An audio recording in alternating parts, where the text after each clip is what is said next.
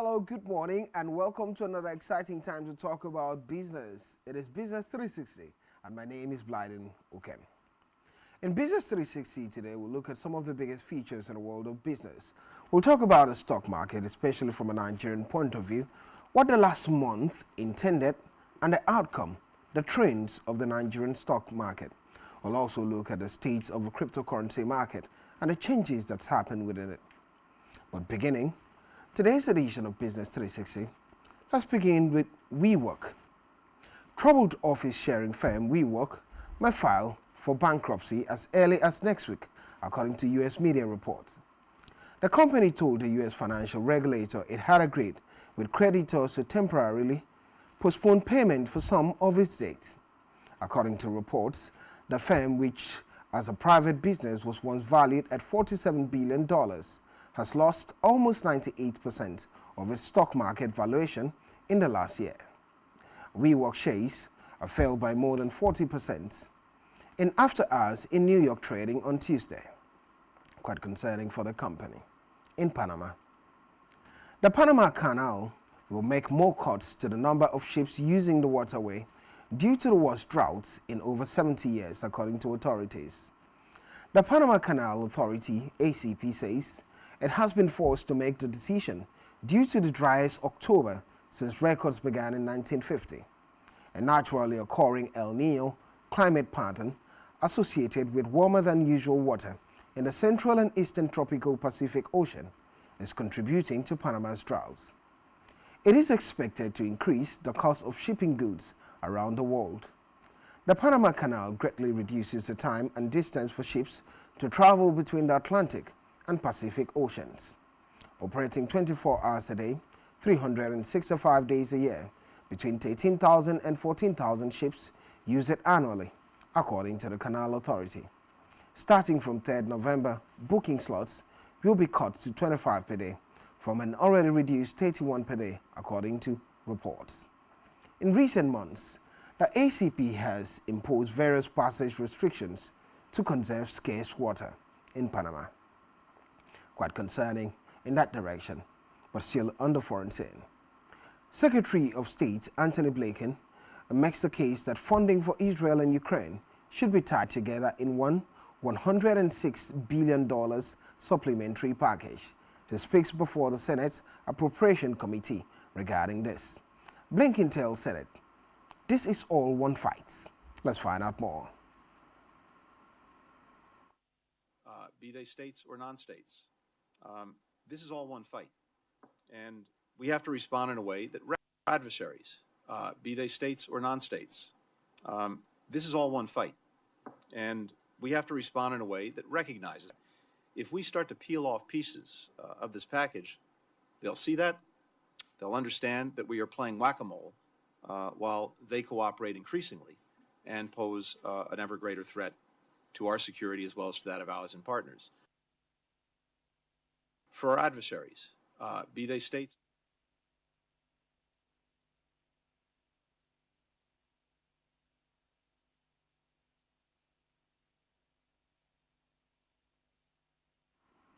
So regarding the war, Israeli forces push deeper into Gaza and battle Hamas around Gaza City, as Prime Minister Benjamin Netanyahu rejects calls for a ceasefire. Hamas and groups are believed to be some 240 captives, including men, women, and children.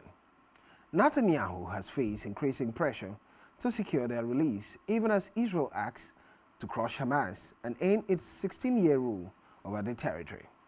Hamas, which has said it would let the others go in return for thousands of Palestinian prisoners held by Israel. The implication of these fights could lead to supply disruption across many markets and many more tensions.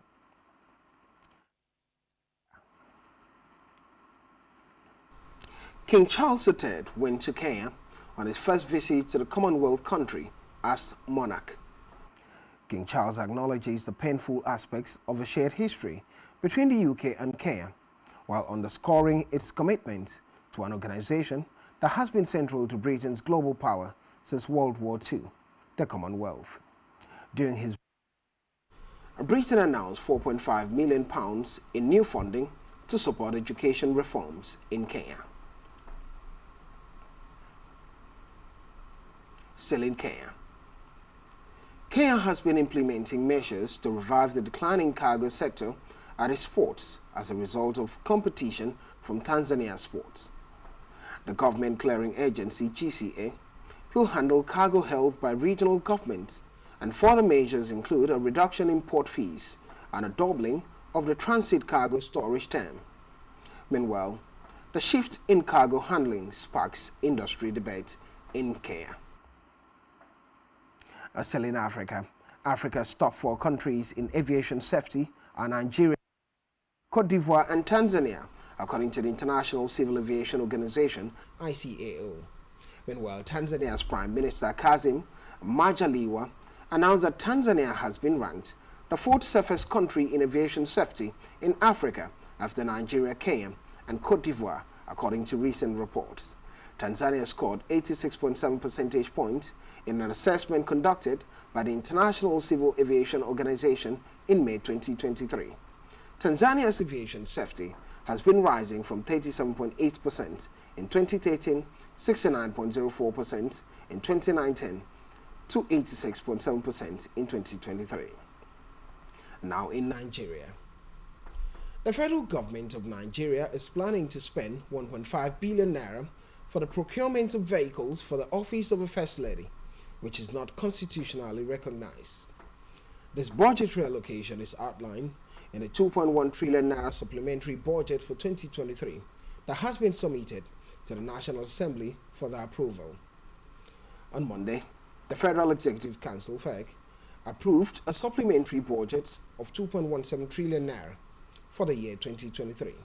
A breakdown of the budget shows the government plans to spend 2.9 billion naira on sports utility vehicles (SUV) for the presidential villa and another 2.9 billion naira to replace operational vehicles for the presidency. The prevailing culture of extravagance has raised concerns among Nigerians who have been grappling with economic challenges. The scheduled meeting between the organized labor and federal government today over the 30-day ultimatum to meet the demands of the union, as contained in the signed memorandum of understanding, has been postponed.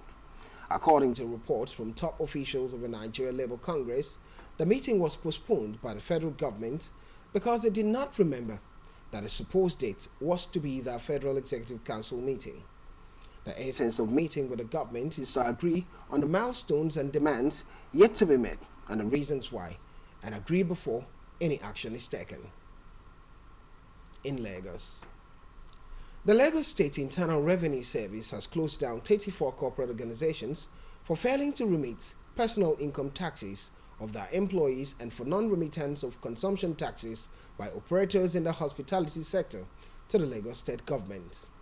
The head of corporate communication, LIR, Lagos State Internal Revenue Service, Montserrat Amasa Oyelude, disclosed in a statement that the Director of Legal Services, Mr. Seyi Alade, made this announcement while addressing a statewide tax law enforcement exercise conducted by the service in Lagos.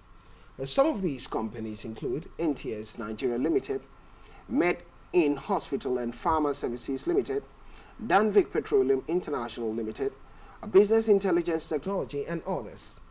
During the same operation, 23 hotels, restaurants, and event facilities were also closed for failure to deduct and remit consumption taxes. Still under federal government now. The federal government has revealed plans to introduce 1 million compressed natural gas CNG-powered vehicles by 2027. The announcement was made by the Special Assistant to the President on Special Duties and Domestic Affairs, Toyin Subaru, during a stakeholders meeting held at the Bank of Industry headquarters in Abuja. As part of its initiative, Subaru disclosed that 11,500 CNG-powered buses are expected to be deployed this week. This move aims to address transportation challenges exacerbated by recent subsidy removal, providing a viable solution to the public. We'll go on a short break. When we return, it would be economic statistics and data all around the world, looking at the state of things in South Korea's economy amid exports in South Korea. Don't go anywhere.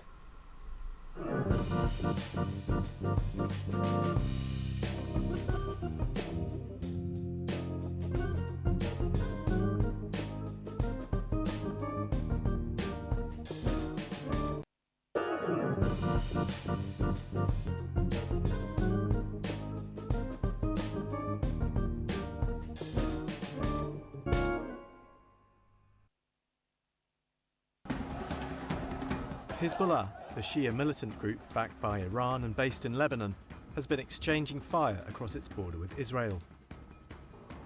What is Hezbollah? And how great a threat does it pose? When Lebanon gained independence from France in 1943, political power was divided among the religious sects in proportion to their size, with the three largest groups getting the most power. But the influx of displaced Palestinians into Lebanon in 1948 increased the Sunni Muslim population, sparking sectarian tensions that led in 1973 to a 15-year civil war. During this period, Israel sent troops into Lebanon to try to crush Palestinian militias that were carrying out cross-border raids. It was during the Israeli occupation of part of Lebanon that Hezbollah, or the Party of God in Arabic, emerged. Iran, seeing an opportunity to expand its influence in the region, began funding and training young Shia militants to harass Israeli troops in Lebanon. By the mid-1980s, Hezbollah was a powerful organisation, backed by Iran and Syria. It published a manifesto which promised to fight Israel and the West, and advocated for an Islamist regime. At the end of the civil war in 1990, Hezbollah and its allies won 12 of 128 parliamentary seats in elections. The group helped force Israel out of Lebanon in 2000, winning it political clout. Since 2005, it's held seats in the Lebanese cabinet, and in 2009 it updated its manifesto, calling for true democracy rather than the establishment of an Islamic state. Hezbollah is an important force in the region. Iran supplies it with weapons, and it maintains good relations with Syria. Over the past 2 decades, it has periodically fired rockets and launched raids into northern